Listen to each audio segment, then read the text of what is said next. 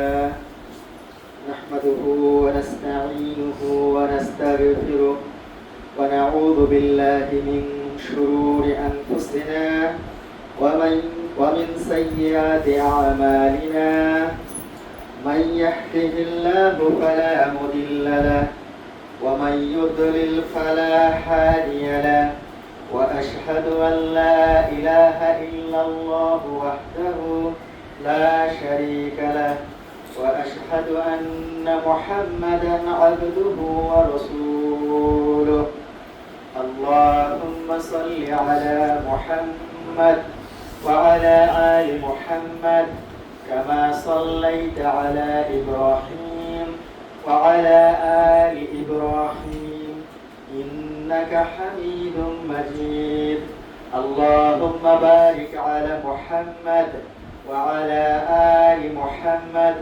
كما باركت على إبراهيم وعلى آل إبراهيم إنك حميد مجيد أما بعد فإن خير الحديث كتاب الله وخير الهدي هدي محمد صلى الله عليه وسلم وشر الأمور محدثاتها وكل محدثة بدعة وكل بدعة ضلالة وكل ضلالة في النار.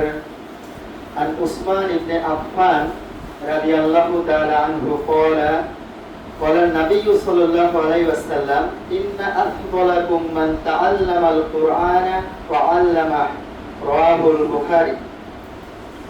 أوصيكم ونفسي الخطيئة بتقوى الله فإن التقوى سبيل الفلاح وطريق الرشاد ونور في الدنيا وزخر للآخرة.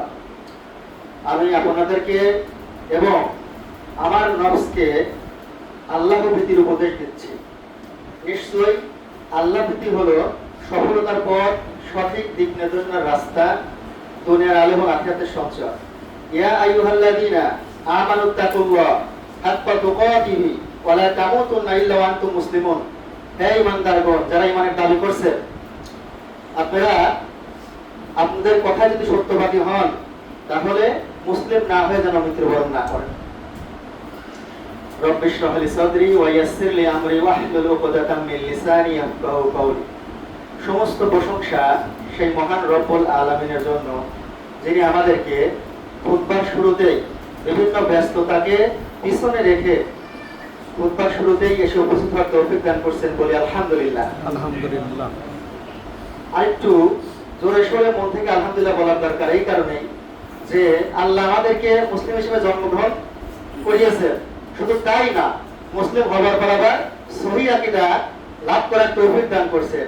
শুধু তাই নয়, সহিহ আকীদা হওয়ার পরে এই সুজানগরের মাটিতে আমরা একটা সহিহ আকীদার মসজিদ করতে পারছি, এই তৌফিকও দান করছেন। তাহলে কি আলহামদুলিল্লাহ ছোট করে বলা উচিত? মন থেকে বলেন আলহামদুলিল্লাহ। আলহামদুলিল্লাহ। সেই সাথে লক্ষ লক্ষ দরুদ এবং সালাম সেই রাসূলের প্রতি, যিনি আল্লাহ তাআলার নিকট থেকে যে প্রাপ্ত ওহী আমাদের কাছে খুব সুন্দর করে পরিষ্কার ভাবে ভেঙে ভেঙে বুঝিয়ে দিয়ে গেছেন। সেই রাসূলের জন্য আমরা দরুদ পাঠ করি, আল্লাহুম্মা সাল্লি আলাইহি আল্লাহুম্মা বারিক আলাইহি।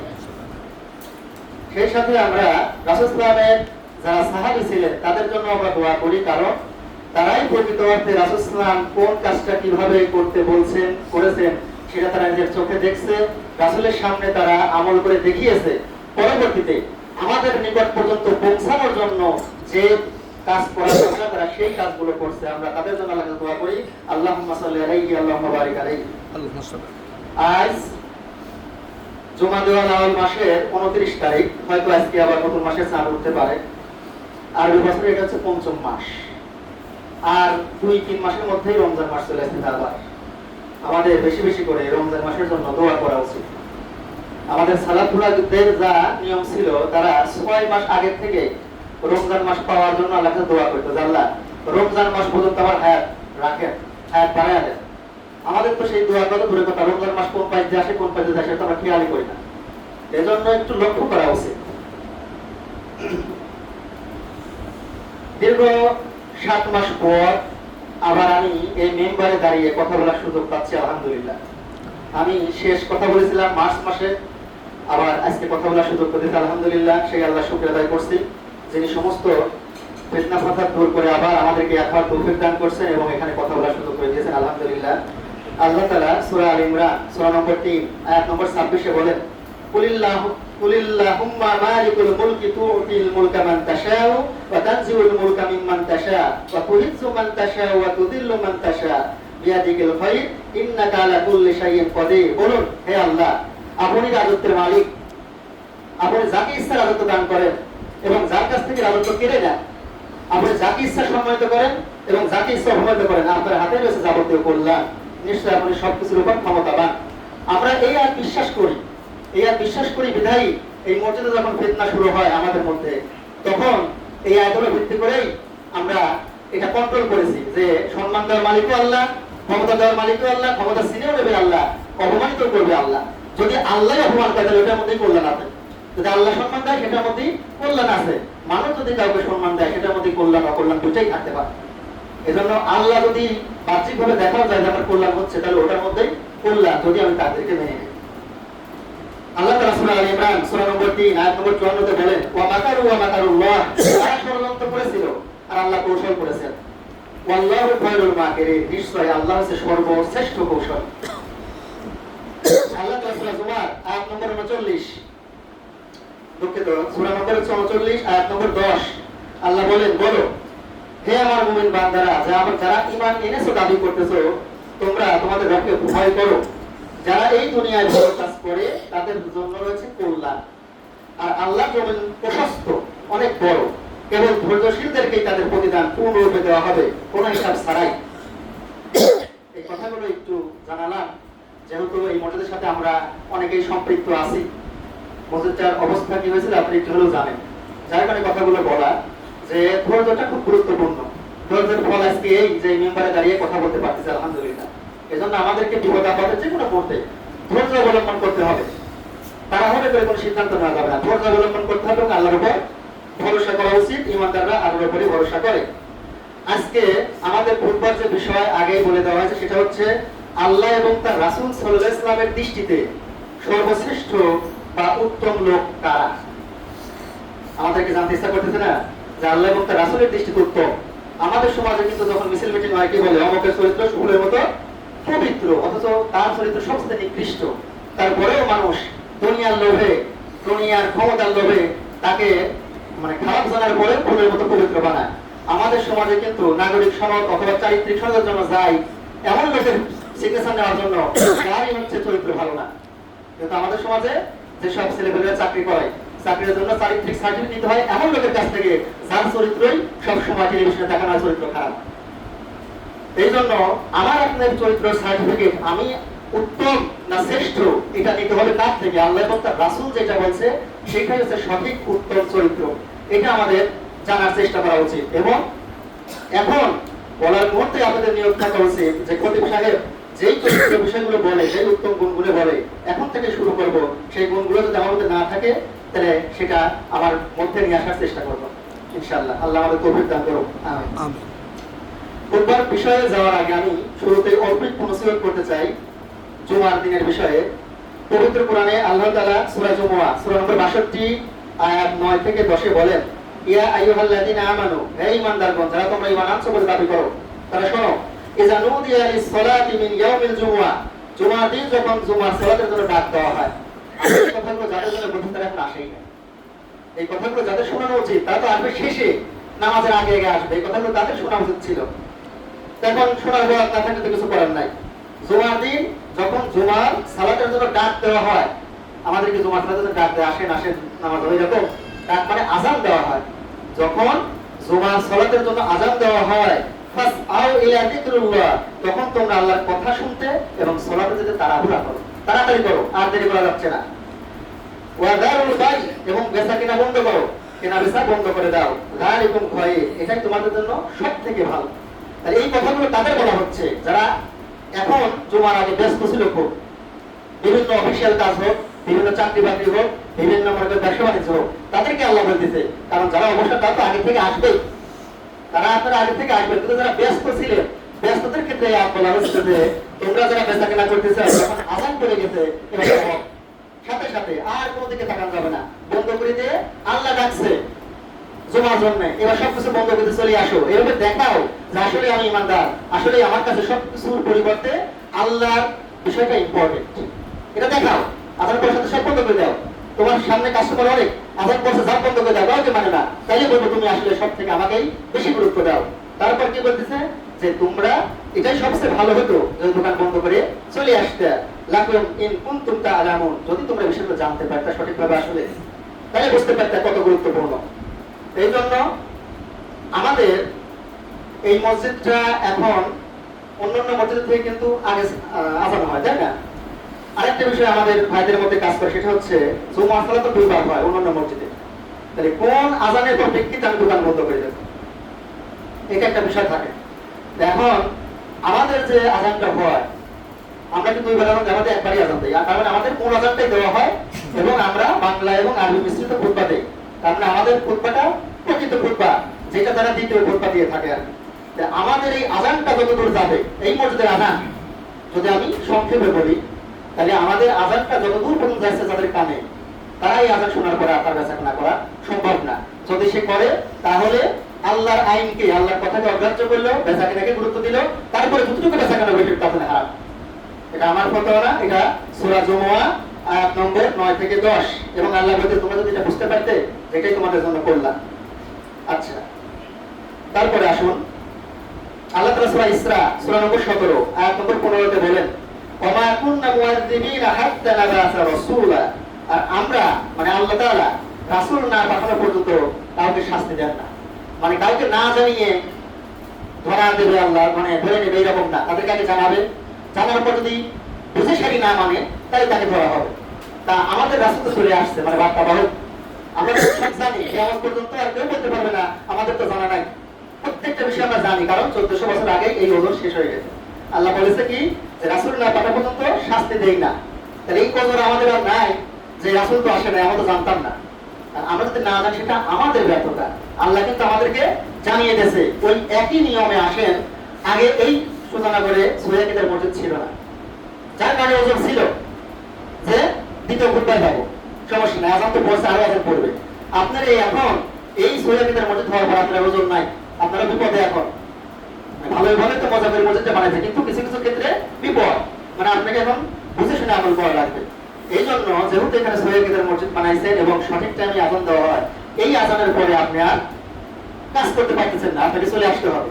দ্বিতীয়ত মা বোনদের বিষয়ে বলি, যারা জোহরের সালাতকে খুব দেরি করে আদায় করে, আগে বাড়িতে কাম কাজ শেষ করে তারপর গোসল করবো, তারপর সালাত আদায় করবো, তারা মনে করে যেহেতু আসরের আজান খুশি 4টার সময়, কিন্তু আপনারও এটা খেয়াল রাখা উচিত, আপনার আমাদের এই মসজিদ থেকে 3:30 আজান হয় না, 3:15-তে, 3:15 আজান হয়, যদিও আরো 15-20 মিনিট আগে হচ্ছে ওয়াক্ত হয়।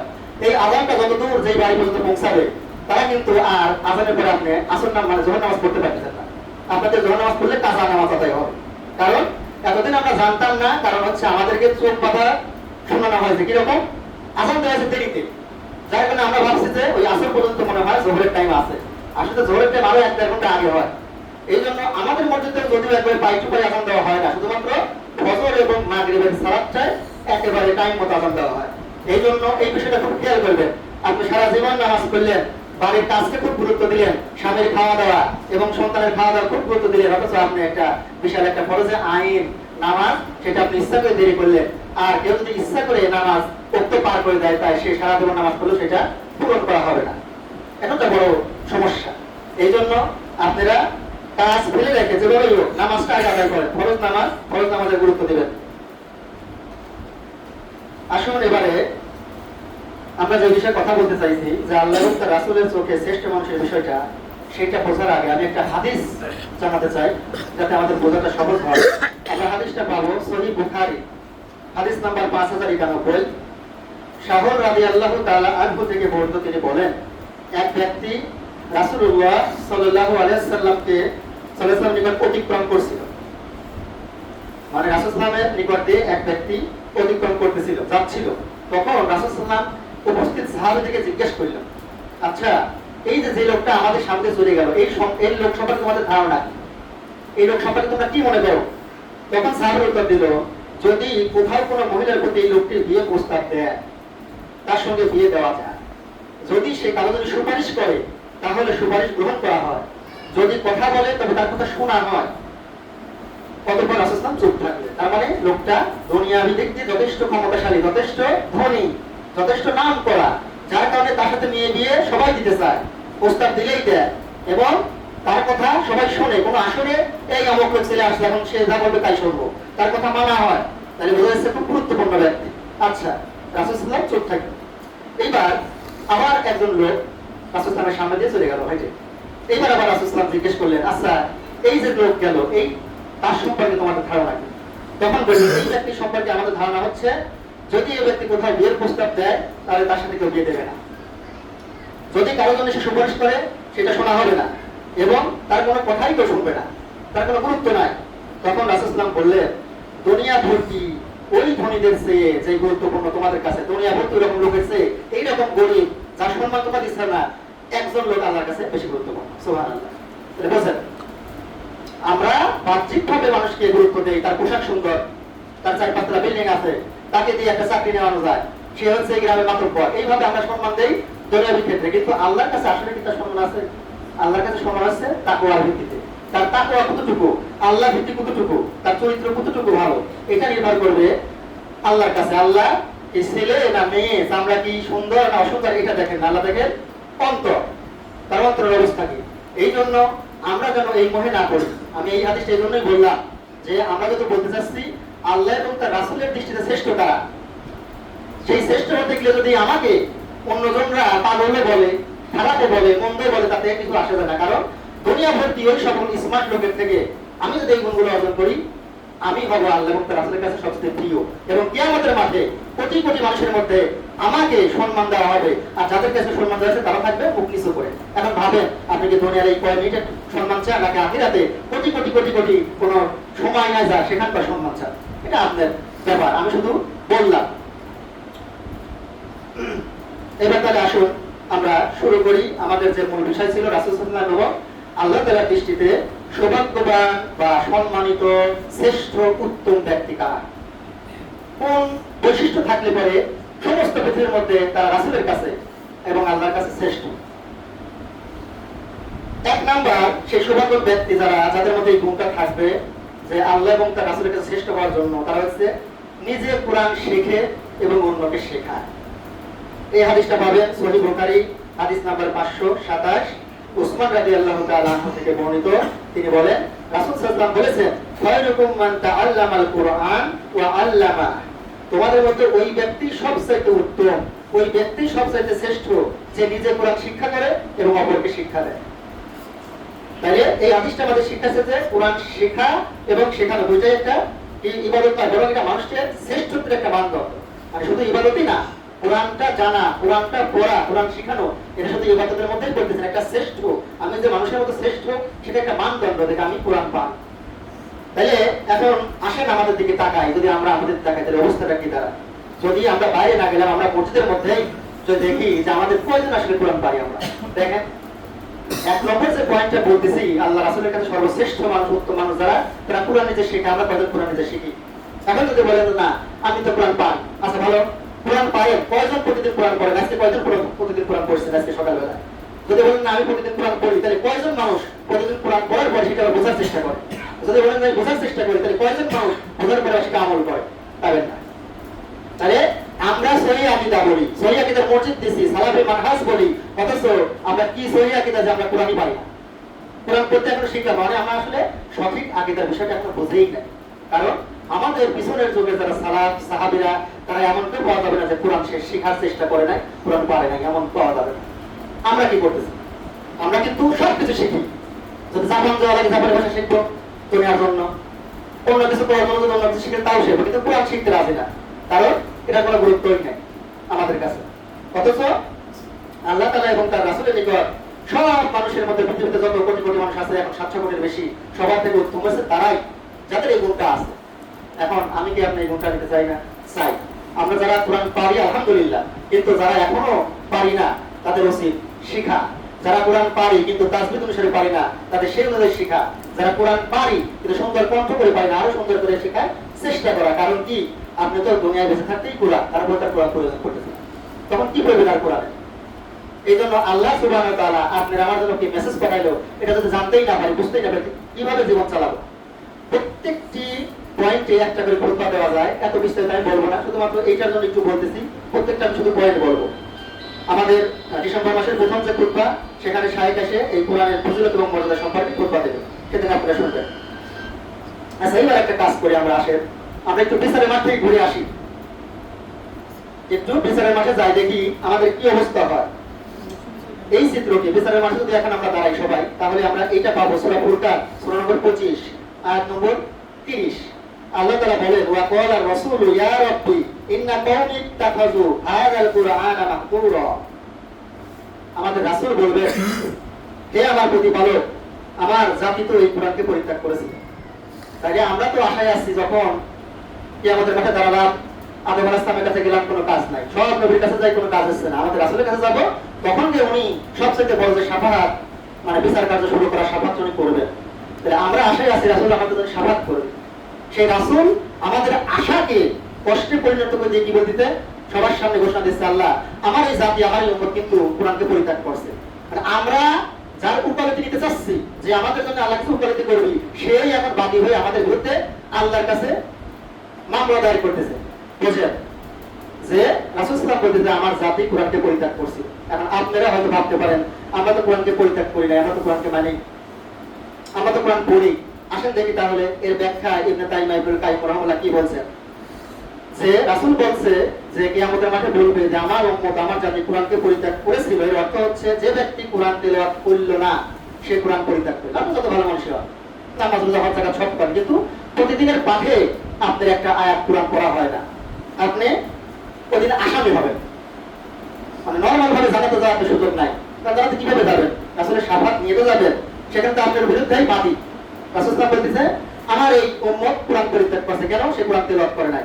2 নাম্বার, যে ব্যক্তি কোরআন তেলাওয়াত করে কিন্তু তা বোঝার চেষ্টা করে না, সেও কোরআন পরিত্যাগ করছে। এই দুজনই বাদ। তার মানে একজন কোরআন পড়েও তাও আসামি, কারণ সে কোরআন বোঝার চেষ্টা করে নাই, খালি খতম দিয়েছে, খালি কোরআনের সওয়াব দিয়েছে, আলিফ লাম মিম 30 নাকি পেয়ে গেছে। কিন্তু এটার অর্থ কি, এইটা আমরা কোনো সময় বোঝার চেষ্টা করি না। ঠিক আছে, তারপরে কি, যে কোরআন তেলাওয়াত করলো এবং অর্থ বোঝার চেষ্টা করলো, কিন্তু সেই অনুযায়ী আমল করলো না, সেই ব্যক্তি কোরআন পরিত্যাগ করলো। দেখেন এখন কোন সাইডে আপনি আছেন। আপনি যদি কোরআন না পড়েন, তেলাওয়াত না করেন, আপনি আসামি। আপনি কোরআন পড়েন কিন্তু অর্থ সহ বোঝার চেষ্টা করেন না, আপনিও আসামি। আপনি কোরআন পড়েন, অর্থ বোঝার চেষ্টা করেন, কিন্তু সেই অনুযায়ী আমল করেন না, তাহলে আপনিও আসামি। তাহলে কোন দিক দিয়ে আপনি বাঁচতেছেন? দেখেন, বাঁচার সুযোগ নাই। এই জন্য আমাদেরকে আল্লাহ এবং তার রাসূলের নজরে শ্রেষ্ঠ মানুষ হতে চাইলে অবশ্যই অবশ্যই কোরআন শিখতে হবে। এত ভয় কিসের? যেখানে রাসূল সাল্লাল্লাহু আলাইহি ওয়াসাল্লাম বলছে যে যারা ভালো সুন্দর করে তিলাওয়াত করতে পারে তারা থাকবে সম্মানিত ফেরেশতার সাথে, আর যারা পড়তে গিয়ে বেঁধে যায় তাদের ডবল সওয়াব। তাহলে আপনার সমস্যা কোন জায়গায়? আপনার আমার সমস্যা তো নাই, আমরা না পারলে তারা বেশি খুশি। মানে আমরা যদি কষ্ট করে পড়ি, আমরা যদি ভালো নাও পারি, যে ওর মতো তো ভালো পারি না, আমার তো আইন সুন্দর আসে না, আমার তো কম সুন্দর আসে না, তাতে কি? আল্লাহ আপনাকে সৃষ্টি করছেন, আপনি কতটুকু চেষ্টা করেন এটা আল্লাহ ভালো করে জানে। এই জন্য চেষ্টাটা গুরুত্বপূর্ণ, যার কারণে ডবল সওয়াব দেওয়া হয়েছে।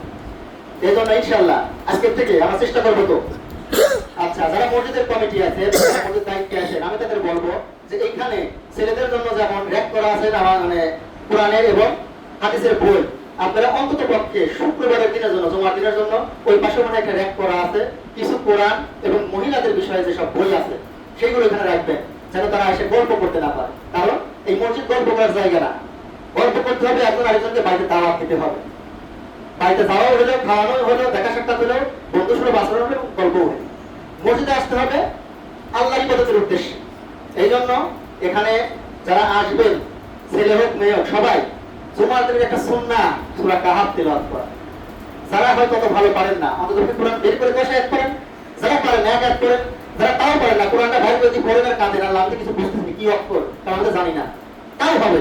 তবে আপনার হৃদয়ের কথাগুলো দরকার, আল্লাহকে দেখাতে হবে যে আমি চেষ্টা চালাইছি। এই জন্য কেউ এসে বসে থাকবেন না। ওই কোরআনগুলো কিনছি কি জন্য?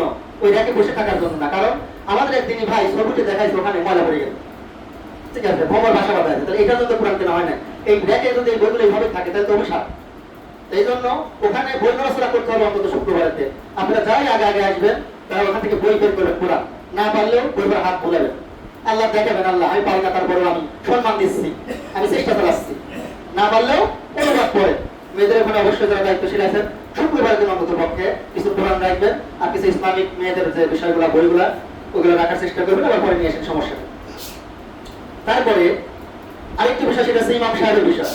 এই মসজিদের যে 5 ওয়াক্ত ইমামতি করে তার বিষয়ে আপনার দায়িত্ব হবে শুধুমাত্র সালাত আদায় করা না, আপনার পিছনে যারা মুসল্লি তারা যদি সঠিকভাবে সূরা ফাতিহা পড়তে না পারে, তারা যদি সঠিকভাবে রুকু সিজদাই না জানে, তারা যদি আত্তাহিয়াত সুন্দরভাবে বলতে না পারে, তাহলে আপনি মনে করেন না যে শুধু আমি নামাজ পড়ে আমার দায়িত্ব শেষ। আহলুল হাদিসের ইমাম আহমদ ইবনে হাম্বল উনি তার নামাজ শিক্ষা বইতে বলছেন যে পিছনে যত মুসল্লি যদি ইমামের গাফিলতির কারণে তাদের নামাজে ভুল হয়, তাদের নামাজ হয়ে যাবে কিন্তু ইমামের গুনাহ হবে। তাহলে এই মসজিদে যদি 50 জন নামাজ আদায় করে, তার 49 জনের নামাজ যদি সমস্যা হয়, এটা যদি ইমামের গাফিলতি হয়, সে যদি না শেখায়, 49 জনের গুনাহ আপনার নেওয়া লাগবে। আমাদের অনেকেই তো ইমাম সাধারণত খুব পারাপারি করে, কিন্তু তারা তো জানেই না যে আসলে ইমামতি করলেই নাকি না, বহুত দায়িত্ব, একটা দায়িত্ব নিলেই সেটা আল্লাহর কাছে জবাবদিহি করা লাগবে। এই জন্য আমি অনুরোধ করব এখানে যে ইমাম সাহেব আছেন উনি যেন এখানকার যারা হচ্ছে মুসল্লি তাদের বিষয়গুলো একটু দেখেন, তাদের সূরা ফাতিহা ঠিক আছে কিনা, বড় হোক ছোট হোক আপনি এগুলো করবেন। আমি যখন ঢাকাতে থাকতাম তখন দেখতাম প্রত্যেকটা মসজিদে বড়দের কোরআন শিক্ষা, ছোটদের কোরআন শিক্ষা সিস্টেম ছিল। এটা করবেন। এটা কিভাবে করা যায় আপনি কমিটির সাথে কথা বলে এগুলো করবেন, অবশ্যই করা লাগবে। আর দোয়া, জিকির, আত্মাহিয়াতু এই বিষয়গুলো আপনি তাদের সুন্দরভাবে শেখানোর চেষ্টা করবেন, আল্লাহ তৌফিক দান করবেন, আমিন। আচ্ছা, তারপরে আমরা এই বিষয়ে বাড়াবো না, দ্বিতীয়তে যাই। রাসূলের চোখে সবচাইতে সুন্দর, দামি, শ্রেষ্ঠ মানুষ তারা হচ্ছে যার চরিত্র সুন্দর। এই হাদিসটা পাবো আমরা সুনান তিরমিজি হাদিস নাম্বার 2018, জাবির রাদিয়াল্লাহু তাআলা আনহু থেকে বর্ণিত আছে। রাসূল সাল্লাল্লাহু আলাইহি ওয়াসাল্লাম বলেছেন, ইন্না মিন আহিব্বুকুম ইলাইয়া ওয়া আকরাবিকুম মিন্নি মাজলিসাই ইয়াউমাল কিয়ামা। তোমাদের মধ্যে আমার কাছে সবচাইতে প্রিয়, কেউ ঘুমাবেন না, একটু এদিকে তাকা শুনবেন, ঠিক আছে? ঘুমের সময় বহুত পাবেন, কথাগুলো ছুটে গেলে আপনার লস, আমার লস না, কারণ আমি তো পড়েই আসছি, আমি জানি কি আছে। আপনাকে শোনানোর জন্য, বোঝানোর জন্যই আমি আসছি। এই জন্য এই সময় ঘুমানো যাবে না, একটু কান ফেলে শোনা লাগবে। যদি একটু শোনেন ইনশাআল্লাহ উপকার হবেই হবে। কিয়ামতের দিন আমার সবচাইতে নিকটবর্তী হবে সেই ব্যক্তিকে, আর হাসিনাকুম আখলাক, যার আখলাক, যার চরিত্র সবচাইতে সুন্দর। রাসূলের নিকট শ্রেষ্ঠ মানুষ, রাসূলের কাছে কিয়ামতের দিন সবচেয়ে নিকটে থাকবে সেই যার চরিত্র, আখলাক খুবই সুন্দর। রাসূল সাল্লাল্লাহু আলাইহি ওয়াসাল্লাম বলেন, এই হাদিসটা পাবো আমরা সুনান তিরমিজি হাদিস নাম্বার 1162। রাসূল সাল্লাল্লাহু আলাইহি ওয়াসাল্লাম বলেছেন, তোমাদের মধ্যে সেই ব্যক্তি সবচাইতে পূর্ণ ঈমানদার, যার চরিত্র সবচাইতে উত্তম। তাহলে চরিত্র ভালো একটা ঈমানেরও বিষয়। মানে আপনি যদি আপনার ঈমানকে পূর্ণতা দিতে চান, পূর্ণতা রূপদান করতে চান, তাহলে আপনার চরিত্র সুন্দর হওয়া লাগবে। চরিত্র যার সুন্দর না, সে প্রকৃতপক্ষে ঈমানদার না। রাসূল সাল্লাল্লাহু আলাইহি ওয়াসাল্লাম বলেন, নিশ্চয় মুমিন ব্যক্তি তার ভালো চরিত্রের কারণে দিনের বেলা সিয়াম থাকা আর রাতে তাহাজ্জুদ গুজারি সমান মর্যাদা লাভ করে। সুবহানাল্লাহ। দেখেন, আমি আপনি যদি রাতে কষ্ট করে তাহাজ্জুদ নামাজ পড়তে না পারি, সারাদিন রোজা রাখতে না পারি, কষ্ট হয়। সবাইকে তো আল্লাহ একরকম শক্তি দেয় নাই শরীরে, সবাই একরকম ইবাদত করার শক্তি পাবে না। এটাই তো পরীক্ষার হল, যে সবাই একরকম পারবে না। কিন্তু কিছু কিছু বিষয় বাড়তি কিছু দেওয়া হয়, সেটা যদি আপনার নেই তাহলে সব সমান করে দেওয়া যায়। মানে আপনার চরিত্র যদি সুন্দর রাখার চেষ্টা করেন, চরিত্র যদি সুন্দর রাখেন, তাহলে আপনি সারাদিন যেন রোজা রাখলেন, বছরে সারা রাত যেন তাহাজ্জুদ নামাজ পড়লেন, সেই সবে করেন। সুবহানাল্লাহ। দেখেন কত সহজেই কিন্তু আমরা ওই সবটা নিতে পারি। আমি রাত্রে ঘুমাই শুধুমাত্র ফজর সালাত আদায় করি, তাতে কি আমার চরিত্র সুন্দর। আর একজন খুব সিয়াম পালন করে, খুব রাতে তাহাজ্জুদ আদায় করে, কিন্তু এতটাই চরিত্র জঘন্য, যখন রেগে যায় তখন গালাগালি ছাড়া কথা বলে না। এতটাই চরিত্র খারাপ, তার কাছে মানুষ সহজ সরল কথা বলতে ভয় পায়, যে সেই কি এমন ধমক দিয়ে বসবে। এই জন্য আমাদের চরিত্র সুন্দর করতে হবে। আমাদের সেই বিষয়গুলোকে লক্ষ্য রাখতে হবে, কোন বিষয়গুলো আমাদের আমলকে খেয়ে ফেলতেছে।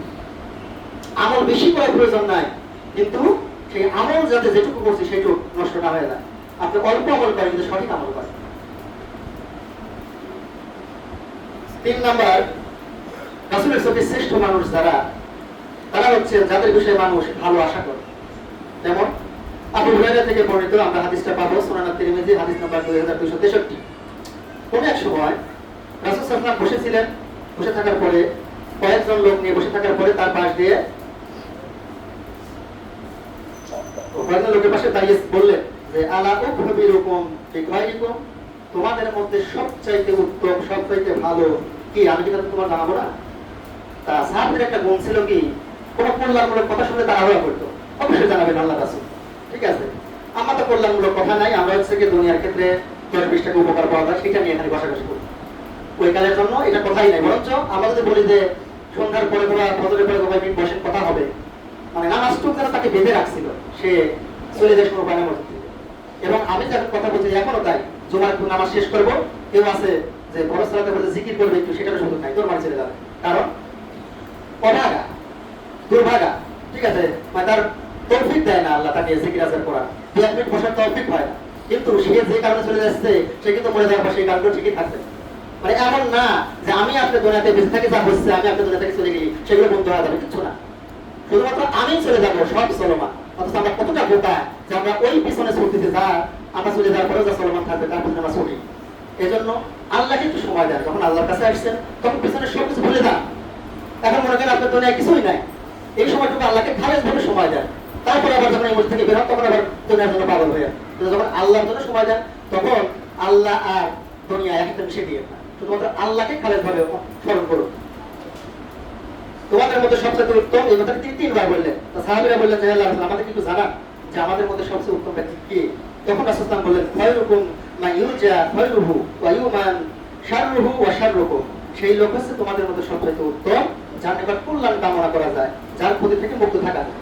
মানে আমরা কিন্তু অনেকেই আছি, অনেককেই সালাম দেই, ভয়ে সালাম দেই, তাকে কিন্তু পছন্দ করি না, ভালোবাসি না, কারণ কি তার অনিষ্ট থেকে বাঁচার জন্য সালাম দেই, কথা ভালো করে বলি, কারণ কি সে হচ্ছে ক্ষতি করে দিতে পারে, সে সমস্যা করবে, সে খুব জুলুম করে, এইরকম।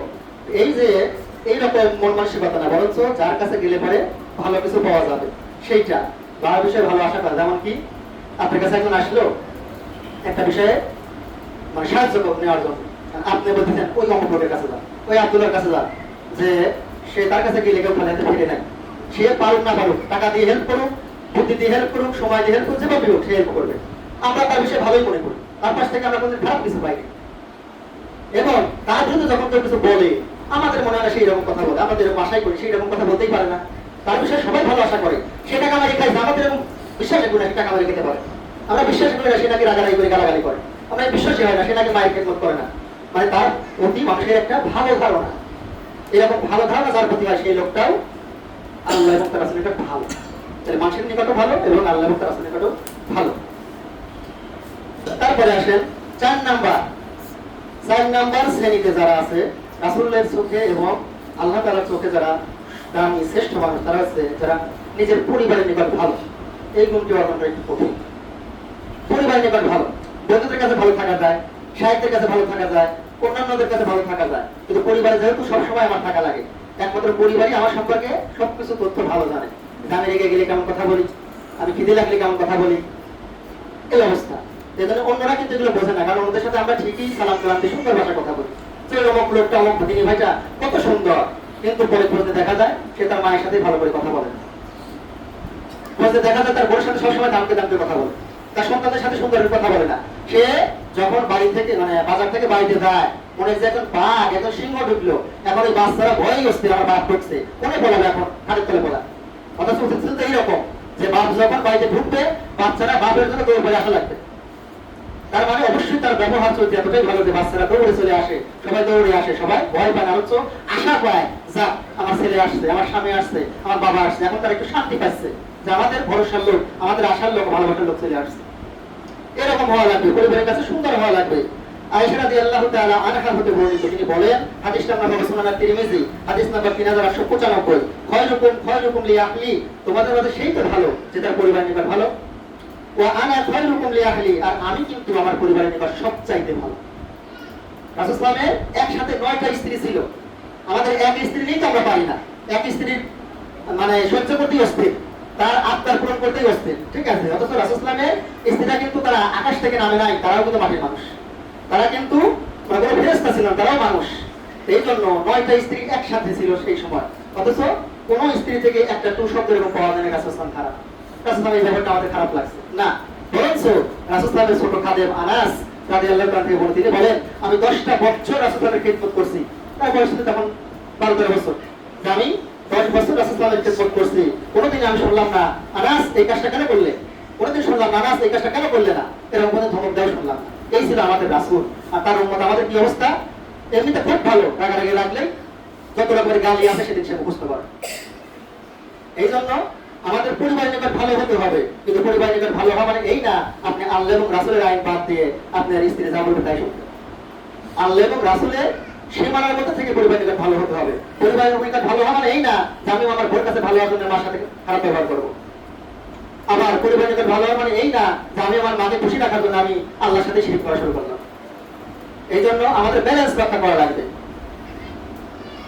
তাহলে আমরা চেষ্টা করবো যেহেতু আমরা সর্বশ্রেষ্ঠ রাসূলের উম্মত, আর যে কিনা তিনি নিজেই বলতেছেন যে আমার পরিবারের কাছে আমি উত্তম, তোমরাও তোমাদের পরিবারের কাছে উত্তম হও। এই জন্য আসলেই তো আমরা যারা চাকরি করি তাদের তো সার্টিফিকেট গুলা ওই চরিত্রহীন ব্যক্তির কাছে নেওয়া উচিত ছিল না। তাদের সার্টিফিকেট চাইতে সার্টিফিকেট নেওয়া উচিত ছিল তার স্ত্রীর কাছ থেকে, তার মায়ের কাছ থেকে, যে আপনি ছেলের একটু চাইতে সার্টিফিকেট দেন তো। তারপর হচ্ছে দেওয়া উচিত ছিল, এটা নিয়ম করা উচিত ছিল সরকারের, কিন্তু এটা তার হবে না। আসলে চাইতে সার্টিফিকেট দেবে মা, পরিবারের লোকই, বাইরের লোক চাইতে সার্টিফিকেট দেবে না। তারপরে আসে 5 নাম্বার শ্রেণী, যারা রাসূল এবং আল্লাহর কাছে সর্বশ্রেষ্ঠ মানুষ এবং সুন্দর মানুষ, দামি মানুষ, তারা হচ্ছে যারা ঋণ নেওয়ার পরে উত্তম রূপে ঋণ পরিশোধ করে। এই গুণটাও আমাদের মধ্যে খুব সমস্যা। আমরা ঋণ নেওয়ার সময় সবচেয়ে ভালো মানুষ, সবচেয়ে সুন্দর মানুষ, কিন্তু ঋণ দেওয়ার সময় একটা বাজে মানুষ হয়ে যায়। আর যার কাছ থেকে ঋণ নেই তার কাছে আর সেই সম্মান থাকে না। এটা আমাদের পুনর্জন করতে হবে, সমস্যা। আবু হুরায়রা রাদিয়াল্লাহু তাআলা আনহু থেকে বর্ণিত হাদিসটি সহিহ বুখারী, হাদিস নাম্বার 2393, ইন্না খিয়ারুকুম আহসানুকুম কদা, তোমাদের মতো উত্তম ভালো সুন্দর তো সেই লোকই যে উত্তম রূপে ঋণ পরিশোধ করে। মানে সময় হওয়ার সাথে সাথে যে সময় নিচ্ছে সেই সময় ঋণ পরিশোধ করা, না পারলে অবশ্যই তাকে ফোন করে অথবা কাছে গিয়ে ক্ষমা চাওয়া, বলা ভাই আমাকে একটু সুযোগ দেওয়া লাগবে, আমাকে একটু বাড়ায় দেওয়া লাগবে। কিন্তু আমাদের চরিত্র কি, যেই তারিখে দেওয়ার কথা সেই তারিখে তার ফোন বন্ধ, আগামী 1-7 দিন আর তাকে ফোনে খুঁজে পাওয়া যাবে না, আগামী 7 দিন তার পরিবারেও খুঁজে পাওয়া যাবে না। পরিবারকে সেভাবে ঠিক করে রাখছে, যদি আমি বাইরে থাকি বলবে কি সে তখন বাজারে, ঠিক আছে? এইভাবে পরিবারকে মিথ্যা কথা শেখানো হয়। এই জন্য আমাদের উত্তম রূপে ঋণ পরিশোধ করতে হবে। মানে আমি নিচে তার কাছ থেকে 10,000 দেওয়ার সময় 10,500 টাকা দেবো, এটা সুদ না, এটা অনুমোদিত, কিন্তু সে জানতোই না আমি তাকে বেশি দেবো। আমি তাকে খুশি হয়ে ভালোবেসে যে আমাকে হেল্প করছিল দেবো, এটা হাতিয়া, এটা সুদের মধ্যে পড়বে না। কিন্তু যদি জানাশোনা থাকে আগে 10,000 দিচ্ছি 10,500 পাবো না, তো তাহলে সুদের মধ্যে দাও। সে জানতোই না যে আমি এটা দেবো, আমি খুশি হয়ে তাকে হয়তো একটা মান দেবো উপহার দিচ্ছি, এটা আমার বিষয়, ঠিক আছে? যেহেতু সে আমাকে উপকার করেছিল, উপকার বিনিময়ে আমি একটু তাকে হাতিয়া দিলাম, এইটা। এজন্য উত্তম রূপে ঋণ পরিশোধ করতে হবে। মানে বেশি করে দেওয়া যায়, যেটা রাসূল নিজেই দিয়েছে। যে একটা হাতে যেরকম আসছে যে একজন লোক বলতেছে যে আপনার কাছে উট পাই আমি, উটের বাচ্চা, তখন খুঁজে সেই রকম মানের উট পাওয়া গেল না, রাসূল বড় উট একটা দিয়ে দিল। সে লোক খুব খুশি যে আপনি খুব সুন্দর করে দিলেন, ঋণটা উত্তম ভাবে দিলেন, মানে যা পাতাম তাতে বেশি দিচ্ছেন। এই জন্য বেশি জায়েজ আছে যদি না যায়, এইটা। আর উত্তম ভাবে ঋণ পরিশোধ মানে টাইম টু টাইম, যদি টাইমে না হয়। আমাদের এক ভাই ছিল গোপালপুরে, যে কিনা আমার থেকে দেখা যেত ঋণ নিত, যখন যে টাইম বলতো সেই টাইমেই দিত, কোনোদিন টাইম এলেবেল হয় নাই, বরঞ্চ না দিতে পারলে আর একজনের থেকে হালাত করে এসে দিত। আর একটা বার এইরকম ঘটছিল, দিতে পারে নাই, খুব আফসোস। আর বন্ধুরা আমি ঋণ নেবই না কারো থেকে, এবং খুব ক্ষমা চাওয়া যে ভাই মাফ করে ভুল করে ফেলছি, আর কয়েকদিন দেরি করা লাগবে। এইভাবে আশা লাগবে আমাদের, তাহলে কি হয়, তাহলে আর একবার দেওয়া সুযোগ হয়। আর আমরা এমন কাজ করি যে একবার নিলে পরে তার কাছ থেকে আর নেওয়ার মতো পরিবেশ থাকে, এই অবস্থা চলে যায়। এজন্য আমরা যারা সহিহ আকীদার দাবি করি, নামেই সহিহ আকীদা, নামেই সালাফি মানহাজ দিয়ে জান্নাত পেয়ে যাচ্ছেন, এতই সোজা না, ঠিক আছে? আপনি ব্যানার লাগিয়ে জান্নাত পাবেন তা না। আপনি সহিহ আকীদা যদি বুঝতেন তাহলে সহিহ আকীদা উচ্চারণ করতে ভয় পেতেন। সহিহ আকীদা তারাই যারা জান্নাতে যাবে, জান্নাতি লোক তারাই যারা সহিহ আকীদা, ঠিক আছে? অন্য আকীদার লোক তারা প্রথমে জান্নাতে যেতে পারবে না। এই জন্য সঠিক আকীদা যারা সঠিকভাবে সত্যিকারের আহলুল হাদিস বৈশিষ্ট্যের যারা সালাফি মানহাজের, তারাই কি এক চান্সে জান্নাতে যাবে। তাহলে আপনি বুঝে শুনে কথা বলেন যে আপনি কি বলতেছেন, আমি সঠিক আকীদার, আমি হচ্ছে সালাফি মানহাজের, আমি আহলুল হাদিস, তার মানে আপনি তো জান্নাতি হিসেবে আপনাকে ঘোষণা দিচ্ছেন। এই জন্য কথা হিসাব করে বলতে হবে, কাজ হিসাব করে করা লাগবে। আপনার জন্য যেন আহলুল হাদিসের হচ্ছে অপমানিত না হওয়া লাগে। তারপরে আসেন 6 নাম্বার,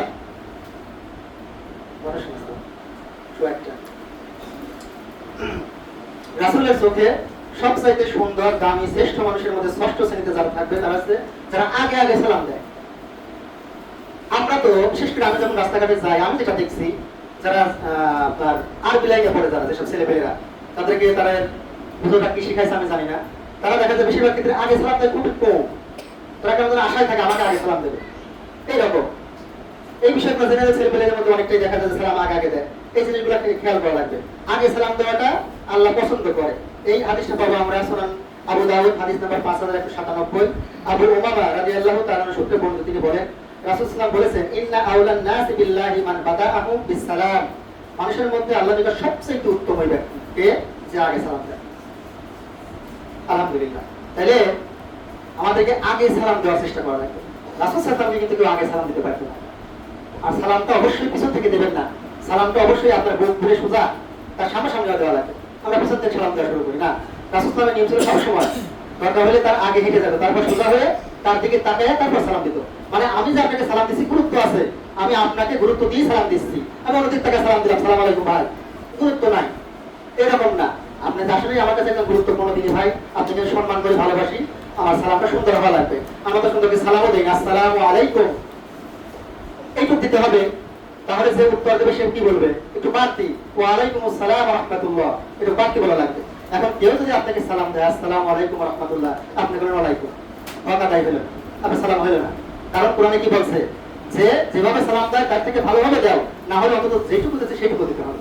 তার কিন্তু সেটুকু পরিশোধ করলেন। কেউ যদি রহমতুল্লাহ পর্যন্ত বলে, আপনাকেও রহমতুল্লাহ পর্যন্ত বলতে হবে কমপক্ষে। তাই আমরা বুঝতে পারলাম যে আগে সালাম দেওয়া আল্লাহ এবং তার রাসূলের কাছে উত্তম মানুষ। তাহলে যদি আপনারা উত্তম গুণটা নিতে চান, তাহলে এখন প্রতিযোগিতা শুরু করা লাগবে যে আগে আগে সালাম দেবে। আর যে আগে সালাম দেয় তার হৃদয়টা আসলে পুরস্কৃত মুক্ত, হিংসা মুক্ত।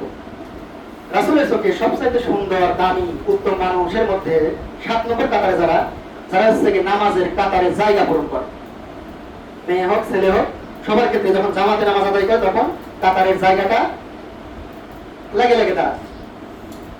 ইবনে উমার এবং আবু শাজারা রাদিয়াল্লাহু তাআলা সূত্রে বর্ণিত, রাসূল সাল্লাল্লাহু আলাইহি ওয়াসাল্লাম বলেছেন, আকিমুস সুফুফা ওয়া হাযু বাইনাল মানাকিব, তোমরা তোমাদের কাতার সময় সোজা করে দাও।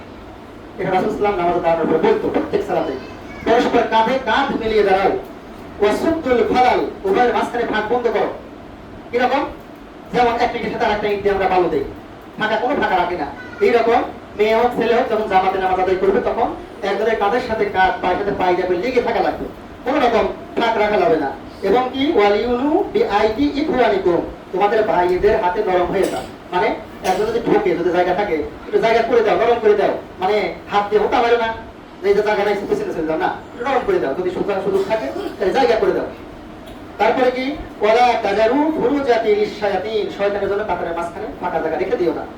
ওয়ামান ওয়াসাল্লা সাফা ওয়াসাল্লাহুল্লাহ, ওয়ামান কাতা সাফা কাতা আল্লাহ, যে ব্যক্তি কাতার মিলাবে মানে একসাথে লাগাবে আল্লাহ তাকে রহমত দিয়ে মিলাবেন, সুবহানাল্লাহ। আর যে ব্যক্তি কাতার ফাঁকা রাখবে আল্লাহ তাকে রহমত থেকে কেটে দেবে। তাহলে কি ভালো হলো না খারাপ হলো? ছোট্ট একটু কাজ, মানে আপনার পাশে একজন দাঁড়াইছে, যদিও বাংলাটা দেখতে ভালো লাগে না, আপনার পাশে একজন দাঁড়াইছে, আপনার বাহ্যিক ভাবে দুনিয়াবি শত্রু, জায়গা নিয়ে সমস্যা, আপনার পাশে একজন দাঁড়াইছে যাকে দেখে তার চেহারা আপনার পছন্দ হচ্ছে না।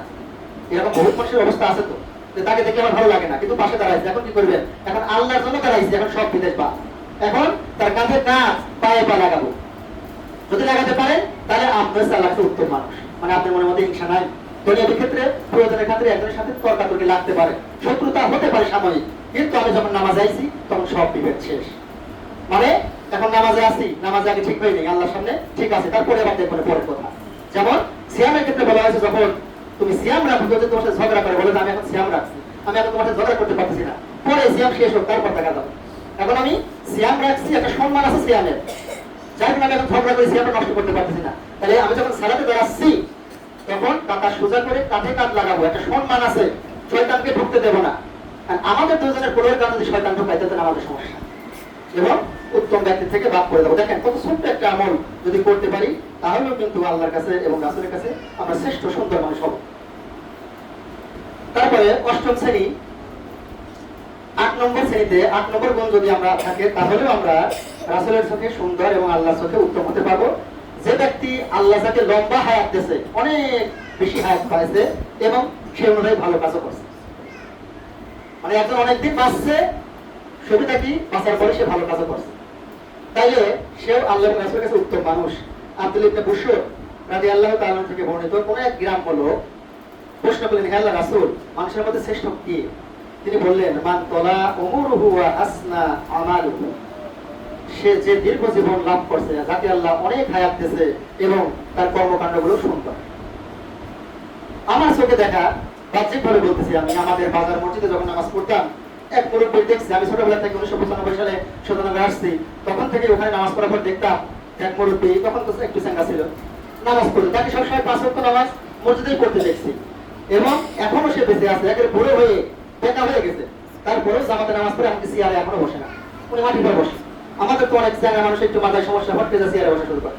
আপনার আমাদের যদি বিশেষ সমস্যা হয় তাইলে আলাদা কথা, কিন্তু চেষ্টা করুন সবসময় মাটির সাথে সংযোগ, মাটিতে বসা। তা উনি এইরকম আর কি, এরকম আমি বাহ্যিকভাবে বলতেছি যে ওনার ওই কর্মকাণ্ড আমার খুব ভালো লাগে এবং হাদিসের কথা মনে পড়ে যে একজন লম্বা হায়াত পাইছে এবং সে জামাতের সাথে সালাত আদায় করে যাচ্ছে এখনো। আর আমাদের কত বছর জামাতে নামাজ আদায় করবো না, সমস্যা এই সমস্যা এই সমস্যা, ঠিক আছে? এই জন্য আল্লাহ যার দীর্ঘ হায়াত পেয়েছে তার খুশি হওয়া উচিত যদি সে কর্মকাণ্ড সুন্দর হয়, আর যদি কর্মকাণ্ড সুন্দর না হয় তাদের সমস্যা। তারপরে আসেন রাসূলের চোখে 9 নাম্বার শ্রেণী, 9ম শ্রেণীর অন্তর্ভুক্ত তারা যারা রাসূলের কাছে শ্রেষ্ঠ এবং আল্লাহ তাআলার কাছে শ্রেষ্ঠ, যারা মানুষের উপকার করে। এরা আল্লাহ এবং তার রাসূলের কাছে উত্তম মানুষ, শ্রেষ্ঠ মানুষ। এই হাদিসটা আমরা পাবো সিলসিলা সহিহ হাদিস নাম্বার 904, সাবির ইবনে আব্দুল্লাহ রাদিয়াল্লাহু আনহু থেকে বর্ণিত। রাসূল সাল্লাল্লাহু আলাইহি ওয়াসাল্লাম বলেছেন, আহাব্বুন নাসি ইলাল্লাহি আনফাউহুম লিন-নাস, মানুষের সবচেয়ে প্রিয় মানুষ সেই, আল্লাহর কাছে সবচেয়ে প্রিয় মানুষ সেই যে মানুষের জন্য সবচেয়ে বেশি উপকার করে। আল্লাহর নিকট ওই মানুষটা বেশি ভালো, উত্তম, যে মানুষের বেশি কাজে লাগে, বেশি উপকারে লাগে যে মানুষটা। তারপরে কি, ওয়া আহাব্বুল আমালি ইলাল্লাহি আযজা ওয়া জাল্লা সুরুরুন তুদখিলুহু আলাল মুসলিম, আল্লাহর সবচেয়ে প্রিয় কাজ হলো তুমি কোনো মুসলিমের হৃদয়কে আনন্দ দাও। আল্লাহ তো একজনকে ভালোবাসবে যদি সে ভালো মানুষ হয়, মানে একদম উপকারে লাগে। কিন্তু সেই ভালো কাজের মধ্যে কি, আমি যে মানুষের ভালো কাজ করছি, ভালো কাজের মধ্যে এটা আল্লাহর কাছে প্রিয় কাজ হচ্ছে কোনো মুসলিমের হৃদয়ে আনন্দ দেওয়া, তার মনে ভালো লাগছে।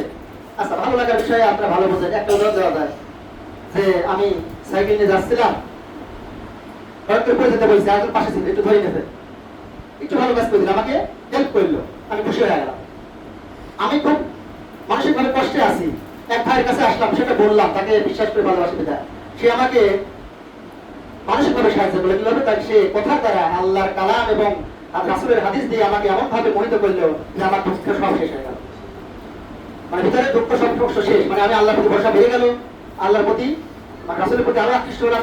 এইভাবে উপকার করলাম, মানুষের হৃদয় জয় করলাম, সে খুব খুশি হলো। না, অমুকের কাছে গেলে পরে সব কষ্ট ভালো লাগে, সব কষ্টের কষ্ট দেয়, কারণ কি সে এমন করে কথা বলে, এমন ভাবে বোঝায় যে আমি বাড়ি থেকে বের হয়েছি খুব কষ্ট নিয়ে, পরিবারের অশান্তি, সমস্যা, টাকা পয়সা নাই, পরিবারে এই সমস্যা ওই সমস্যা, অথচ তার কাছে যখন গেছি, যখন আমাকে বোঝাইছে ওই আখেরাতের কথা স্মরণ করেছে, দুনিয়ার বিষয় কিছুই না, তখন আমার সব হৃদয় ঠান্ডা, তার কাছে গেলে আমার ভালো লাগে। এই যে মানুষ খুশি হয়েছে, এরকম বহু উদাহরণ আপনারা জানেন। তারপরে আল্লাহ বলতেছে যে আও তাকশিফু আনহু কুরবা, তার কষ্ট দূর করে দেওয়া, যদি কষ্ট দূর করে দেয় এটা আল্লাহর কাছে প্রিয়। তার মানে আমরা যদি কাউকে কষ্ট দূর করে দেই এটা ভালো হওয়া যায়। আও তাকদি আনহু দাইনা, ঋণ পরিশোধে সাহায্য করা, এটা কিভাবে করা যায়? এটা আপনার কাছে একজন টাকা পাবে, সে এখন দিতে পারতেছে না, তাকে সুযোগ দেন, আর একটু সুযোগ দেন, এখন টাকা দিতে পারতেছে না, এটা আপনাদের আল্লাহর কাছে ভালো হবে। 5 দিন পর দেওয়ার কথা ছিল, আপনি 10 দিন সুযোগ দেন, 12 দিন সুযোগ দেন, আর আপনি বলবেন কি যত সুযোগ দেয় ততই তো মানুষ খারাপ হয়। আপনার সমস্যা কোন জায়গায়? আপনি তো তাকে আল্লাহ ভালোবাসা, আপনি দুনিয়া এত টেনশন করেন কেন? আপনি 5 দিন সুযোগ দিলে হয়তো 5 দিন আপনি একটু ক্ষতি হচ্ছে, কিন্তু আপনি তো তাকে আল্লাহ ভালোবাসা, আপনি তো তাকে জান্নাত, তো জান্নাতে নিতে চান, দুনিয়া নিয়ে এত পাগল হন কেন? তাহলে আপনি সাথ দেন, যদি সাথ দিতে না পারেন তাহলে দুনিয়া মানে জান্নাত কিভাবে পাবে? এই জন্য তারাই তো এটা করতে পারে যারা আল্লাহকে খুশি করতে চায়, যে হ্যাঁ আমার কষ্ট হচ্ছে, আমি 5 দিন সময় দিলে পরে আমার একটু সমস্যা হয়, কিন্তু না, আল্লাহ সব সমস্যা মানিয়ে নিলাম আপনার জন্য, আমি সাথ দিলাম, কারণ আমার রাসূল বলছে যে আমি যদি ঋণ পরিশোধে একটু হেল্প করি, নাকি আপনি খুশি হন, আমি চাই আপনি খুশি হন, আমার একটু কষ্ট হোক। এইভাবে আমাদের ভাবনা করা উচিত, তাই কি হবে? দুনিয়াতে কষ্ট চলে যাবে। দুনিয়া তোমাকে কয়দিনে, আপনি প্রত্যেকটি বিষয় যখন আল্লাহর জন্য করবেন তখন দেখবেন সেই কাজটা করার মধ্যে খুব মজা, কষ্টটাও তখন মজা লাগে, পরীক্ষাটাও তখন মজা, পরীক্ষা দিতেও মজা। তারপরে আসেন বলতেছে যে আওতা তুরুদু আনহু যাওয়া, অথবা তার ক্ষুধা দূর করে দেওয়া, এটাও একটা ভালো কাজ, ক্ষুধা দূর করে দেওয়া। এটা হতে পারে এরকম যে একজন তো খাবার চাওয়া মতো বুঝিয়ে খাওয়াতে চাইছে, আপনি চাওয়ার আগে যদি দিতেন, মানে আপনি মাছ কিনতে গেছেন, একজন গরিব মানুষ আসছে, ওখানে মাছ দেখে, দাম জিজ্ঞেস করে এমন শুকিয়ে যায়, দাম জিজ্ঞেস করে এমন শুকিয়ে যায়, মানে সে একটা ইলিশ মাছের দিয়ে খাটতেছে, দাম শুনেই তার চোখ অন্যরকম লাগে। তখন আপনি ঠিক পেলেন, যখন দেখতে পেলেন যে আসলে বেচারা মনের মধ্যে চাইছে, আপনার দরকার একটা আল্লাহর খুশি করা, এখন যদি আপনি পারেন অল্প করে হলেও যদি কিনে দিতে পারেন যে কোনো কিছু না বলার আগে ভাই আপনি নিতে চেষ্টা থাকি নেন নেন, সমস্যা নেই, নেন কিনে টাকা দিয়ে দেন, তাকে কিনে দেন, দেখেন কত খুশি না সর্বোচ্চ খুশি হয়। মানে সাওয়ার থেকে না সাওয়ার আগে যদি আপনি এরকম করেন অনেক খুশি হবে। এবং অনেক লোক তো আছে আপনার মাথায় হাত ধরানো শুরু করবে, মানে দোয়া তখন তো ধরতে থাকবে দোয়া তার মুখ দিয়ে। এই জন্য আমাদের এইভাবে কাজ করা উচিত। এখন চাইলে দেবো কেন, আল্লাহ আমাকে তৌফিক দিলে আমি চাওয়ার আগে দেবো, খুঁজে খুঁজে দেবো। আমাকে কেন তারা খুঁজবে, আমি আল্লাহ খুশির জন্য দেবো, আমি খুঁজে খুঁজে বাইরে করবো, কার দেওয়ার দরকার। আমাদের সারা পথে এরকম ছিল, বিজ্ঞান আসলে পরে খুশি হইতো, যারা দেখতো তুমি তো কল্যাণ নিয়ে এসছো, আমি তোমাকে এখন ভিক্ষা দিতে পারলে আমার এখন সোয়াব হবে। আর আমরা কেউ আসলে মন বেজা, কত ওই টাকা নিয়ে যায় তো খাবে, এই পেন্সিল খাবে, কত ওই টাকা নিয়ে যায় তো ওই বেদাতি কাজে লাগাবে। আপনি কি দেখে আইছেন? যদি যেটা স্পষ্ট জানেন সেটাই কথা আলাদা, আপনি যা জানেন না তা নিয়ে এত টেনশন করেন কেন? আপনি তো দিচ্ছেন আল্লাহর জন্য, আপনার নিয়ত যদি সঠিক থাকে তাহলে আপনি যদি খারাপ পথেও দেন তাও হবে। কেন? আপনার নিয়ত ঠিক আছে। যেমন হাদিসে আসছে যে একজন লোক চাইলো আমি আজকে রাত্রে আল্লাহ বলে দান করবো, দান করলে গেল বিশ্বাস হাতে। যে মহিলা সম্পর্কে কাজ ছিল সেই সময় সমাজে, সে বলে আল্লাহ আমি কি করলাম, আমি তো দান করতে চাইছিলাম ভালো জায়গায়, কিন্তু একজন খারাপ মহিলার কাছে পড়লো। আরেকজন দান করলো সুরে হাতে পড়ছে, আরেকজন দান করলো ধনী ব্যক্তি, সে তো লাগেই না, তার কাছে পড়েছে। তখন রাসূলুল্লাহ বলল কি যে সে যেই কারণে দান করছে সেটা আল্লাহ কবুল করবে, তার উদ্দেশ্য কি ছিল। এজন্য আমাদের কাছে যখন কেউ হাত পাতে, যদি আমরা আসলেই পরিষ্কার না জানি তার সমস্যা, মানে তার বিষয়টা আছে, সে বেদাতি, সে আছে শিরক করে, সে হচ্ছে এই টাকা নিয়ে যায় সিগারেট খাবে, তাহলে আমরা করবো কি, আমরা কত গবেষণা না করে তাকে দেবো, চাইলেই দেবো। বিশেষ করে যখন আল্লাহর ওয়াস্তে দেন ভাই, তখন তার কোনো কথাই হবে না। কারণ এমন একজনের নাম বলছে এই এখানে আর না বলা যায় না। যখন আল্লাহর ওয়াস্তে দিতে বলছে তখন আপনি আল্লাহর খাতিরে দিতে হবে, দিবেন, এটা চেষ্টা করা লাগবে আমাদের। তারপরে কি ওয়ালা আন আমশি মা আখিন ফি হাজা, আমি যদি আমার ভাইয়ের প্রয়োজন পূরণে তার পাশে থাকি, এটা রাসূলের কথা। যে এই যে বিভিন্ন প্রয়োজন আছে আমার ভাইয়ের দুনিয়াবি প্রয়োজন, এই প্রয়োজনে আমি পাশে থাকা, আমার কাছে রাসূলের কাছে আমার এই মসজিদে নববী 1 মাস যাবত ইতিকাফের ওয়াদা ছিল। সুবহানাল্লাহ। কি বুঝলেন তাই? রাসূলের মসজিদ যেখানে 1 রাকাত নামাজ পড়লে অন্য জায়গায় 1000 রাকাত নামাজ পড়া লাগে, তাইলে সমপর্যায় হবে, কাছাকাছি যাবে। তাই সেই মসজিদে 1 মাস ইতিকাফ করবে, মানে কি পরিবার ধন সম্পত্তি সব কিছু ছাড়িয়ে এসে সে এই মসজিদে আল্লাহ তাআলার বসে থাকবে 1 মাস। মসজিদে ঘরে দিতে আল্লাহ রাসূল বলেছে ওটা আমার পছন্দ না। 1 মাস একজন ইতিকাফ করবে, তার থেকে বেশি গুরুত্বপূর্ণ আমি মনে করি একজনের রক্ত লাগবে, সে রক্ত দিতে গেছে। একজনের বোঝা উঠে পারছে না, সে বোঝা উঠাতে গেছে। একজন ব্যাগ ফেলা দেওয়া বেশি ফেলা দিতে গেছে, আমি মনে করি 1 মাস ইতিকাফের থেকে এটা বেশি গুরুত্বপূর্ণ। আমি কি বোঝাতে পারলাম? আল্লাহ আমাদের বোঝার তৌফিক দান করুন, আমিন। সময় খুবই সংক্ষিপ্ত, আমার শেষের দিকে চলে আসছি। রাসূলের সাথে সবচাইতে সুন্দর শ্রেষ্ঠ মানুষ 10 নম্বর শ্রেণীতে যারা থাকবে, যারা সঙ্গী এবং প্রতিবেশীদের নিকট ভালো। সঙ্গী বলতে আপনি 3-4 জন একসাথে সফরে যাচ্ছেন, এই সঙ্গী। বন্ধু বান্ধব আর প্রতিবেশী মানে বাড়ির পাশে যারা, এদের নিকট যারা ভালো তারা আল্লাহ এবং তার রাসূলের কাছেও ভালো। আব্দুল্লাহ ইবনে আমর ইবনে আস রাদিয়াল্লাহু তাআলা থেকে বর্ণিত, রাসূল সাল্লাল্লাহু আলাইহি ওয়াসাল্লাম বলেন, হাদিসটা পাবো আদাবুল মুফরাদ হাদিস নম্বর 114, খায়রুল আসহাবি ইনদাল্লাহি তাআলা খায়রুহুম লিসাহিবি, আল্লাহর নিকট সেই সঙ্গী সবচেয়ে উত্তম, সেই বন্ধু সবচেয়ে উত্তম যে তার বন্ধুর নিকট, যে তার সঙ্গীর নিকট উত্তম। ওয়া খায়রুল জিরানি ইনদাল্লাহি তাআলা খায়রুহুম লিজারিহি, আল্লাহর নিকট সেই প্রতিবেশী উত্তম ভালো যে তার প্রতিবেশীর নিকট উত্তম। এই গুণটা অর্জন করা খুব কঠিন। সঙ্গীর কাছে মোটামুটি ভালো থাকা যায়, কিন্তু প্রতিবেশীর কাছে ভালো থাকা খুবই কঠিন। কারণ প্রতিবেশীরাই থাকে বড় শত্রু, স্বার্থ থাকে যেখানে সব ব্যক্তির বিষয়। সেই জন্যই আমি যখন সত্যনগরে প্রথম আসি, সেই সময় 2000 সাল পর্যন্ত দেখছি আমাদের বাড়ি থেকে এমন হয়েছে যে পাশের বাড়িতে অন্যরকম রান্না আছে যেটা তার ছেলে খাবে না, আসি বলতে যে আপা বা ভাবি আপনাদের কি রান্না হয়েছে, আমার ছেলে তো খাইছেন একটু দেন, এগুলো কিছু মনে করা হতো না। ঠিক আছে নিয়ে যান, এগুলো একটা আনন্দের বিষয় ছিল যে তরকারি বদল করা, অথবা ভালো কিছু রান্না করলে পাশের বাড়িতে দেওয়া। আর এখন দরজা আটকা দিয়ে খাও, বাসনা যেন না যায় সেইভাবে দেখি না। অথচ আগেরটাই ছিল ঠিক, কারণ রাসূল সাল্লাল্লাহু আলাইহি ওয়াসাল্লাম বলছে যদি ছাগলের পাও রান্না করো, ঘুর পাও না ঘুর, যেটা আমরা তো খাই না, সেই ঘুরে যদি রান্না করো তাহলে একটু পানি বেশি করে দাও, ঝোল বেশি করে দাও। কেন? যাতে পাশের প্রতিবেশী দিতে পারো। এই ঝোল দিতে, এই ছাগলের ঘুরে তরকারি দিতে তুমি লজ্জা পাও না, দেওয়া লাগবে। এটাই হচ্ছে সম্প্রীতি, এটাই হচ্ছে ভালোবাসা। আর আমরা কি করলাম? আমরা ঘুরে সরে যাচ্ছি। আগে দেখা গেছে যে আমাদের বাড়িতে 3-4 বাড়ির আগের থেকে পিঠা চলে আসতো, আমরা পাশে বাড়ি দিতাম। এখন এমন অবস্থা নিজেরাই হয় না, মানে নিজেরা খাই শেষ হয় না, মানে বরকত নাই। কারণ কি? আমরা যে এখন একমুখী হয়ে গেছি, আমি আমি আমি খাবো, আমার হলে যথেষ্ট, এরকম। এজন্য আমরা আবার আগের রূপে ফিরে আসা লাগবে। সেটাই ছিল রাসূল সাল্লাল্লাহু সঠিক পদ্ধতি। এটা হচ্ছে কি আমরা অন্যদের থেকে তাকাবো। আপনি আজকে গরুর মাংস দিয়ে মজা করে খাচ্ছেন, অথচ পাশের প্রতিবেশী এটা কাঁদতেছে, বাসা তো তার মাঝে যাচ্ছে, একটু দিলে কি হতো, 2-3 পিস দিয়ে একটু ঝোল দিয়ে দেন, সে যাই মনে করুক যে এক পিস দিয়েছে মাত্র, ও বলুন আমি তো দিছি আল্লাহ সন্তুষ্টির জন্য। আমি তো চাই না যে সে আমাকে ভালোবাসে, বলবো কত সুন্দর মানুষ আমার জন্য নিয়ে আসে না, আমি তো এটা চাইনি, বাবা চাই না। কারণ আমি সব চাইছি, আল্লাহ খুশি হবে। আমি একটা তরকারি দিলে আমার যদি বলে কি রান্না করে ওরা ঝাল খারাপ লাগে, এইসব তরকারি বাদ দেয়, তাতে আমার আসে যায় না। কারণ আমি যেমন পারি সেই রকম করি রান্না কিন্তু তাকে দিছি। আমি তো তাও দিলাম ঝাল, তুমি তো তাও দিতে পারো, ঠিক আছে, কারণ আমি দিছি আল্লাহর জন্য। এই জন্য এই মসজিদে যারা এখন এই কথাগুলো শুনলেন, আমার চালু করেন, পাশের প্রতিবেশী যারা বন্ধু বান্ধব তাদের একটু খাওয়ান, আমরা তেমন খাওয়াতেই চাই না। আমাদের এইখানে যারা প্রতিবেশী সাহেব আসে তাদের খাওয়ানোর জন্য বলা হয় কি খাওয়াবে, কি হয়, মানে জমে কে খাওয়াবে। অথচ যদি বুঝতো যে খাওয়ানো একটা গুরুত্বপূর্ণ কাজ, একটা সোয়াবের কাজ, কারণ খাওয়ানো বড় লোক ছোট লোক সবাইকে খাওয়ানো যায়, তাহলে লবারি করা লাগতো সেই আগের মতো কে কে খাওয়াবে। এই জন্য আমরা চেষ্টা করবো মানুষকে খাওয়ানো এবং প্রতিবেশীকে সাথে ভালো ব্যবহার করা, প্রতিবেশীর সাথে ভালো থাকা। লাস্ট যে হাদিসটা, লাস্ট যে নিয়মটা আমরা বলবো সেটা হচ্ছে যে রাসূলের চোখে সুন্দর দামি শ্রেষ্ঠ মানুষের মধ্যে যারা আছে তারা হচ্ছে যাদের অন্তর হৃদয় পরিষ্কার। আমরা বলি না অমুক লোকটা খুব সাদা মনের মানুষ, এর মধ্যে কোনো ভেজাল নাই, একবারে নর্মাল মানুষ। এই অন্তর পরিষ্কার যারা, এদেরকে আমাদের সমাজে যদিও বলা হয় যে এটা একটা মদন মানুষ, এ কিছু বোঝে না, দোনার কিছু জানে না, বাজার করতে দিলে ঠেকিয়ে আসে, এটা আপনার চোখে হতে পারে, কিন্তু আল্লাহর চোখে সে একজন জান্নাতি মানুষ, সে জান্নাতে যাবে। যেখানে গেলে আর বাজার করার প্রয়োজন নাই, যেখানে গেলে ঠগার ভয় নাই, ঠিক আছে, সেই জায়গায় সে অলরেডি যাবে, আর আপনি তাকে হেয় করতেছেন। এই জন্য যারা অন্তর পরিষ্কার, হৃদয় পরিষ্কার, সে আল্লাহর নিকট ভালো। আব্দুল্লাহ ইবনে আমর রাদিয়াল্লাহু তাআলা থেকে বর্ণিত, তিনি বলেন রাসূল সাল্লাল্লাহু আলাইহি ওয়াসাল্লাম বলেছেন যে মানুষের মধ্যে সেই ব্যক্তি হচ্ছে উত্তম, কুল্লু মুমিল কলবি সাদুকিল লিসান, যার অন্তর পরিষ্কার এবং যার মুখ সত্যবাদী।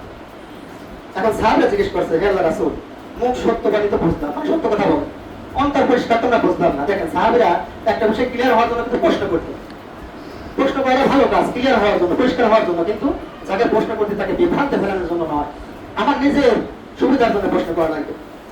তখন রাসূল সাল্লাল্লাহু আলাইহি ওয়াসাল্লাম বলল, অন্তর পরিষ্কার মানে যার অন্তর তাকওয়াবান, আল্লাহ ভীতি আছে, যার অন্তরের মধ্যে কোনো গুনাহ নাই, যার অন্তরের মধ্যে কোনো দুশমনী নাই, যার অন্তরের মধ্যে কোনো হিংসা নাই, বিদ্বেষ নাই, এই হচ্ছে অন্তর পরিষ্কার। তাহলে আপনার সাথে আমার মনোমালিন্য হয়েছে, কিন্তু পরবর্তী দেখা হয়েছে সালাম দিচ্ছি আর আপনি নিচে দিক তাকাচ্ছেন, এখন বোঝেন আসলে অন্তর পরিষ্কার কার। কি আগে সালাম দিবি? যে চাই আমার অন্তর পরিষ্কার দেখাবি চাই আল্লাহকে, সে আগে সালাম দেওয়া উচিত। তার আগে হাত বাড়ানো লাগবে, ভিতরে যতই কষ্ট থাক না, আল্লাহর জন্য সব ভুলে গেলাম। এটা করতে পারলে অন্তর পরিষ্কার, কোনো হিংসা রাখা যাবে না, কোনো বিদ্বেষ রাখা যাবে না। ওর ছেলে এত সুন্দর হয়ে যাচ্ছে, ওর সন্তান এসে এত ভালো পড়াশোনা করতেছে, এই যে হিংসা, এটা অন্তর পরিষ্কার না। কারণ আপনাকে তখন মনোযোগ দিতে হবে আল্লাহ তার তাকদীরে যেটুকু আছে সেটুকুতে পাচ্ছে। তাহলে আল্লাহ যেটা নির্ধারণ করছে সেটাতে আমি অহংকার করার কে, সেটাতে আমি হিংসা করার কে? যদি একজন 5 তলা বিল্ডিং দিচ্ছে আপনি আয় করেন, কিভাবে 5 তলা বিল্ডিং দিল, আমাদের তো হয় না, কেন এটা বলবেন? কারণ আপনার অন্তর নষ্ট। আপনি আরো আলহামদুলিল্লাহ বলেন, শুকরিয়া আদায় করেন, যা আল্লাহর তাকদীরে যা লিখছে সেটা পাইছে, আল্লাহ আমার তাকদীরে সেটাই আছে। আল্লাহ আমাদের বুঝার করবেন। আল্লাহুম্মা আমিন।